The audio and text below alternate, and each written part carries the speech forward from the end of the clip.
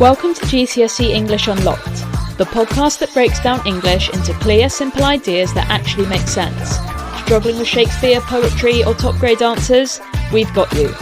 We'll help you get ready, stay calm, and walk into the exams knowing what to do, turning confusion into clarity and effort into results. So tune in, listen up, and let's unlock your potential, one episode at a time.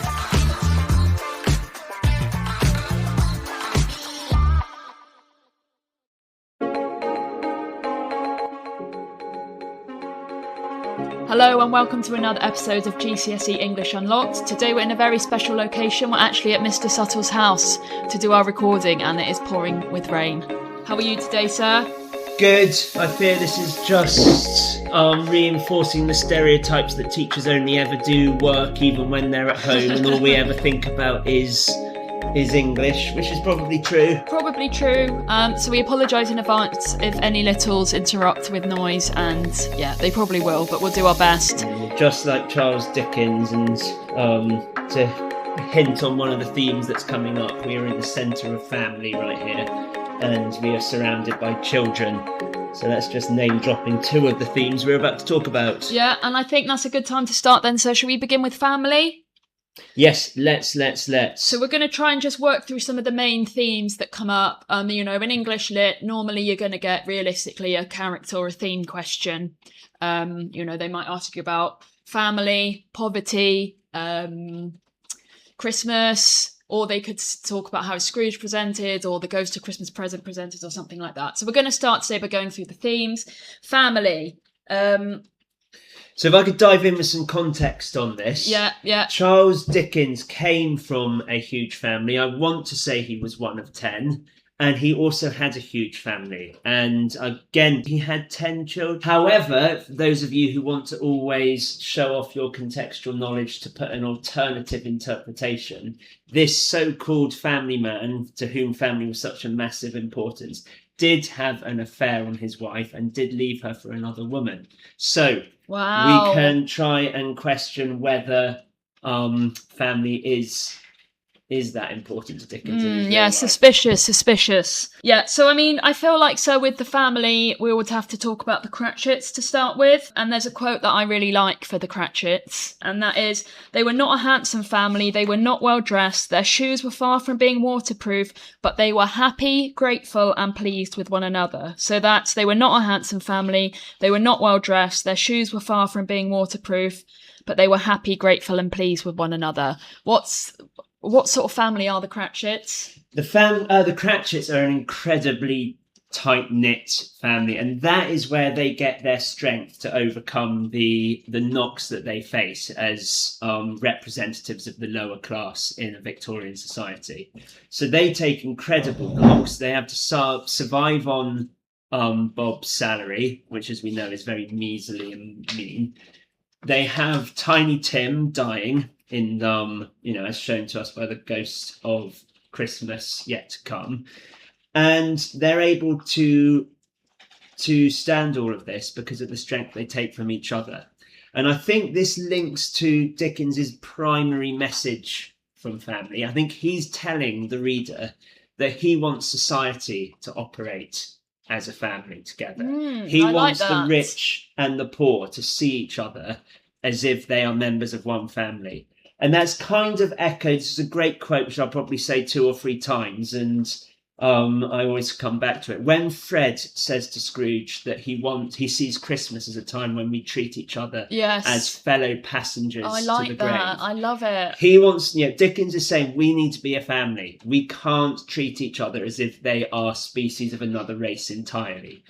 Yeah, so I guess, would you say he was emphasising sort of emotional warmth, connection, spiritual wealth? So that's something I've talked about with my class is spiritual wealth over material wealth, and that is what comes from family as being, when I say spiritual wealth, I mean like you've got a happy soul, you've got a happy heart, and I think Dickens was saying that was stronger glue for society than the glue of like money or business. Yeah.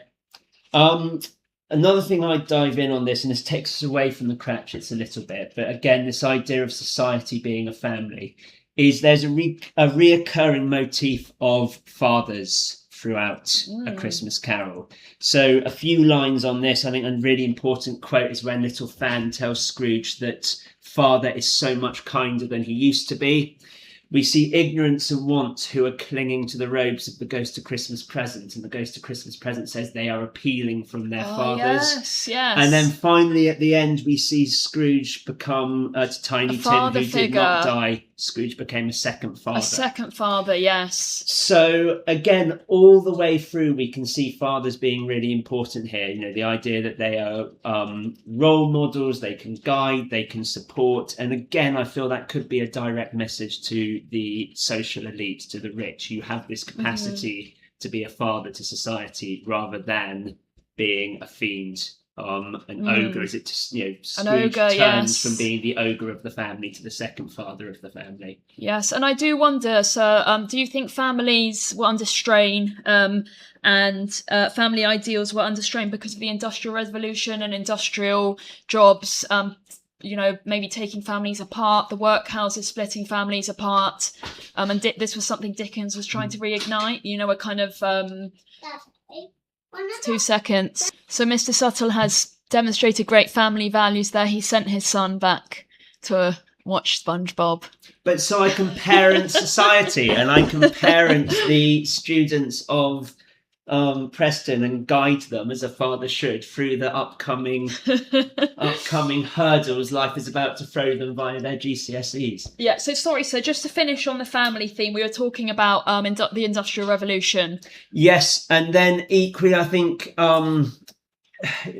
Victorian London particularly is seen as being riddled with vice, with drinking, with things which are probably offshoots of the Industrial Revolution, which could be real dangers, real banana skins to slipping up the values of families. And Dickens is reminding us to be wary of those, to put family foremost. Okay, so the next one then, I think this segues nicely into Christmas, as obviously Christmas and family almost synonymous. And the quote I'm going to start us off with is the one that you alluded to earlier from Fred. I've always thought of Christmas as a good time, a kind, forgiving, charitable, pleasant time. So isn't that lovely that we can take one quote and we can reuse it almost through every single theme? And that's such a good hint for approaching the GCSEs, having just a few quotes at your fingertips, but being able to use them whatever question comes up. What's really noticeable when Fred says that is he says it just after Scrooge has referred to Christmas as being purely about money, purely commercial, purely financial. Scrooge has said, what's Christmas but a time to find yourself a year older and not a penny richer? And it's a real clear juxtaposition. Fred is prioritising the Christian values of Christmas, and Scrooge is representing a society, again, because of features such as the Industrial Revolution, who can no longer see those Christian values so clearly. It's no surprise that Scrooge is constantly surrounded by fog and darkness at the start. Again, I think that's showing that he can't see the Christian message which Christmas represents in the book. And again, just like I felt Dickens wanted society to be a family, I feel what Dickens wants is for everybody to take I keep saying this word, it's going to come again and again, the Christian values that Christmas represents, the charity, the kindness, the supporting one another. And he wants us to demonstrate that all year round. Hence why Scrooge says at the end, I will honour Christmas in my heart and try to keep it all the year. Yeah, and I think that's key, because what I often say to my class is that it was a Christian society. You know, most people would have called themselves Christians, but honouring it in their hearts, probably not so many people. So I feel like Dickens was advocating for Victorian society to actually live up to their Christian values, and what better time to do that than Christmas itself? I hate using the word hack, but if you guys want a good little hack, again, if you're sat in the exam and you're struggling to remember quotations, the phrase Merry Christmas is used again and again and again throughout the novella. And at the beginning, we see Scrooge says that any fool who goes around with a Merry Christmas on his lips should be boiled alive with his own pudding. Charming. And then comes day 5, he's saying Merry Christmas to everybody. And I can't remember the quote, this is terrible, but he says something like it was the blithest sound his ears had ever heard. And also the most illustrious laugh for his own laugh. So that's a great way to track Scrooge's change. And if you can't remember any quotes, you can remember Merry Christmas. You could throw that in with bar humbug. If you must. Which also Scrooge never actually says all in one go. I think he says bar, said Scrooge, and humbug. Then adds humbug. But, yeah, I mean, bar humbug is low. Like, if you must use it, do, but we can do better than that. And if you do, talk about it via the, phrase it via juxtaposition and transformation, because he transforms from bar humbug to Merry Christmas. Yes, and then also just, again, Sir's reference to the fog there. So you could literally, again, if you're struggling with quotes, fog embedded as a quote to light at the end. So it's bright lights. Do you remember the quote exactly, Sir, when he looks out his window? It's bright light or... Yes, so we just had to pause and look up there, we have to admit. We're not perfect and we don't know everything. We know a lot, but yes, not this. So it was clear, bright, what was it? Clear, bright, stirring cold. Jovial cold, yes. So going from foggy with all, isn't it? Yep. To clear, bright, jovial, stirring cold. So I think the operative word there is, sorry, I said it was light earlier, it's clear. So he goes from being foggy to being clear. So his senses are clouded, his priorities are clean, his potential is there, and he's uninhibited, he's unbarred to making this way forward as a new person. Right, so should we go on to poverty? Yes. Oh no, Christmas. Sorry, I did just want to say quickly about the Ghost of Christmas Present, because I sort of feel like he is Mr. Christmas.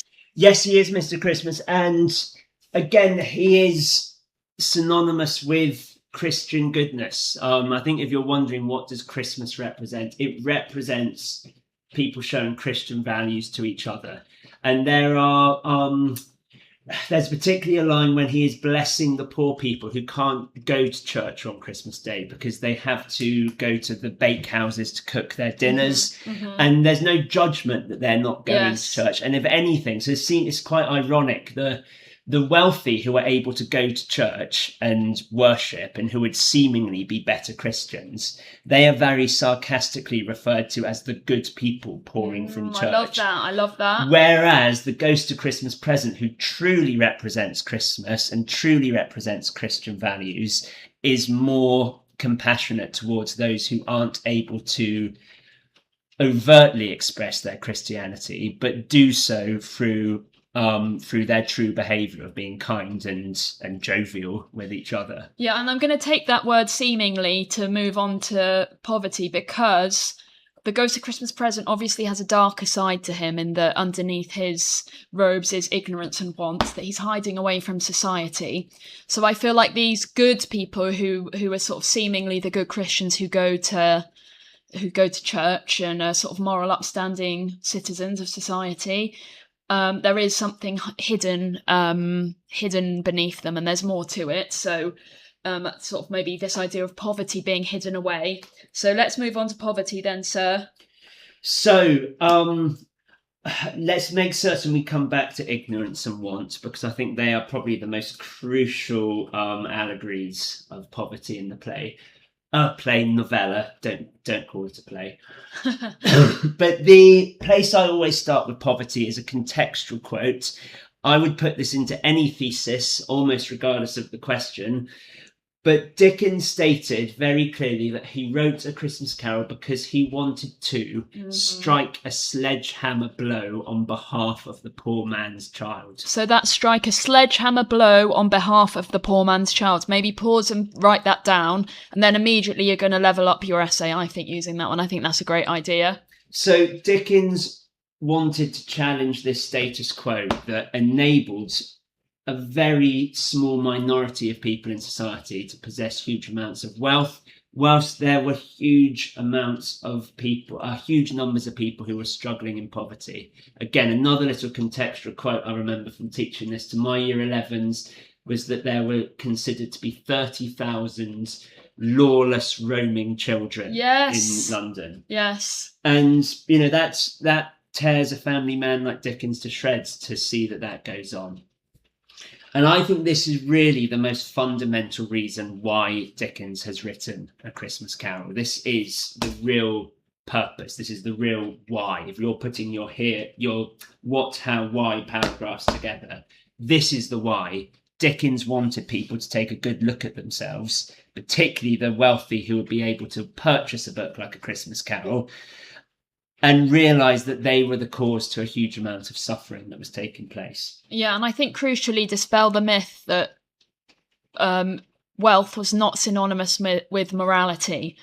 Because Scrooge, of course, says that famous quote, "I can't afford to make idle people merry." So this is difficult. This is different, to the golden idol, as in somebody you worship. This is idle, as in IDLE. So Scrooge immediately assumes that the poor are lazy, that they're idle, and there's no sort of nuance there at all. And yeah, I think Dickens is trying to tear down this idea that the poor were lazy, dirty, work shy, morally corrupt, and if they were, then it was also from the ignorance and the lack of help from the upper classes, perhaps. Dickens is writing this in response partly to a would you call him a philosopher, but someone called John Malthus. Yes. And John Malthus.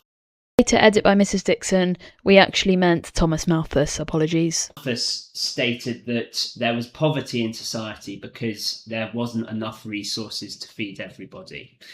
And therefore, if you were poor, that was sort of your own bad luck, more or less. And we call this Malthusian ideology.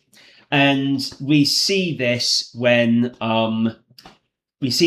clearly when Scrooge says to the charity collectors that the people who are poor in society should hurry up and die and decrease the surplus population. Mm-hmm. And that line, which is repeated back to him, along with the other line he says to the charity collectors, which is also repeated back to him, "Are there no workhouses? Are there no prisons?" I think are key quotations to use in a discussion of poverty. Yeah, and that's terribly clinical language, isn't it, to talk about it, people that way, the surplus population. We don't know for sure, do we, what Scrooge's role is, but it's some kind of work with money, it's some kind of accountancy work. See this idea of dehumanising the poor and seeing them as numbers and figures. Again, it's a clear criticism, I think, of Dickens to criticise the way in which society was turning, the impact of the Industrial Revolution, and the monetisation of everything that was moving away from those traditional Christian values and family values that Dickens held as so important to him. Also coming back to that is you can see Dickens jumping between descriptions of huge amounts of abundance of resources to real scarcity of abundance. So the Ghost of Christmas Present starts in Scrooge's rooms, and the rooms are absolutely full from floor to ceiling with food. And then almost instantly, the Ghost of Christmas Present takes him into a rather squalid street where there are people trying to cook very poor, measly dinners at the bakeries. Someone I think is quite significant and quite important to this discussion of poverty is Fezziwig. Again, he's a character that I think students might feel worried maybe about coming up in an exam. But tell me about Fezziwig. What's his deal? Like, what's Fezziwig symbolise? Why does Dickens include him in the novella? So Fezziwig is a philanthropist, and he demonstrates, Dickens uses Fezziwig to demonstrate to his readers that the wealthy can support the poor, and that there is enough to go round. Fezziwig throws this Christmas party. The Ghost of Christmas Past says to Scrooge, "What's the big deal? He spent but a couple of pounds of your mortal money." And what is it that Scrooge says in response? He says he has the power to render us happy or unhappy. And to make our journey burdensome or light. Yes, light or burdensome, yeah. And that's Scrooge's moment of realisation that he can afford to make idle people merry, and also that these people aren't idle. They are, they are fellow passengers to the grave, to keep dotting this with quotations. Yeah, so you could do some lovely embedded quotes there. You don't need to learn great big long quotes. In fact, please don't. chunk them down into nice short ones. Fellow passengers, light or burdensome, happy or unhappy. You know, they're really nice short chunks, and they all link together so perfectly as well. But all of this poverty conversation, I think, culminates with the introduction of ignorance and want. Now, ignorance and want are allegories. I'm going to have to admit, Miss, I don't truly understand the difference between an allegory and a metaphor, but they are figures that represent a message Dickens wants to get to society. Or you could call them symbols. They're symbolic as well as some of society's problems. And they are symbolic of the two biggest issues which Dickens sees: the poverty and avarice and rapacity, the meanness of the rich will cause. And that is, people will become trapped in ignorance, and they will be surrounded by want.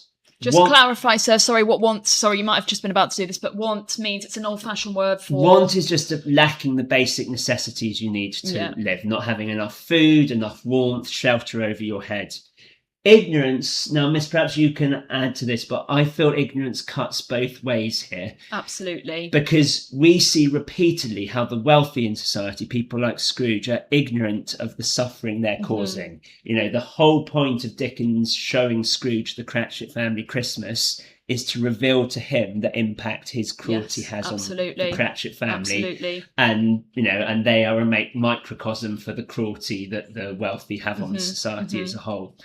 So the rich are ignorant of the suffering they cause, but if the poor are being treated in a manner where they are, you know, barely have enough money to survive, they won't have access to education, they won't have an opportunity to benefit, to grow, to escape this poverty. So they will remain trapped in ignorance, and it's a vicious circle. Yeah, so Dickens was a huge advocate for education.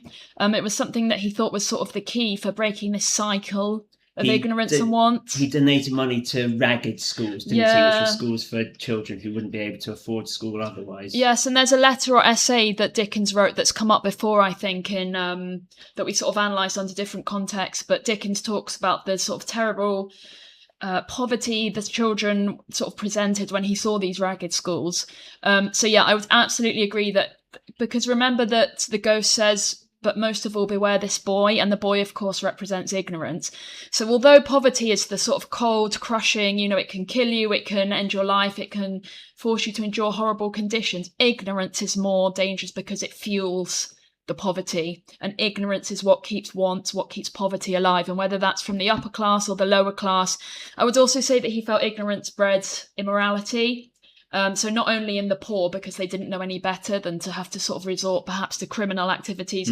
So how are ignorance and want described? Is it wolfish? Wolfish is another lovely list, which I feel mirrors the list of Scrooge at the beginning. Scrooge, and I can't remember the order, is a sort of a grasping, clutching, squeezing. I said to mine, if they can remember two of the present participles, clutching, clutching, scraping, wrenching, grasping, that might not be the right order, but... And equally, ignorance and want, I'm not going to get the order right, but they are yellow, meagre, wolfish... and you can see that the grasping, clutching list creates the yellow meagre.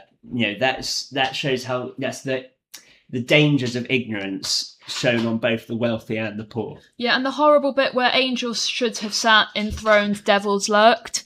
So this side, and this is going to lead us on nicely actually to our next one, which is children. Is this idea of innocence. You know, it's children having their innocence taken away from them.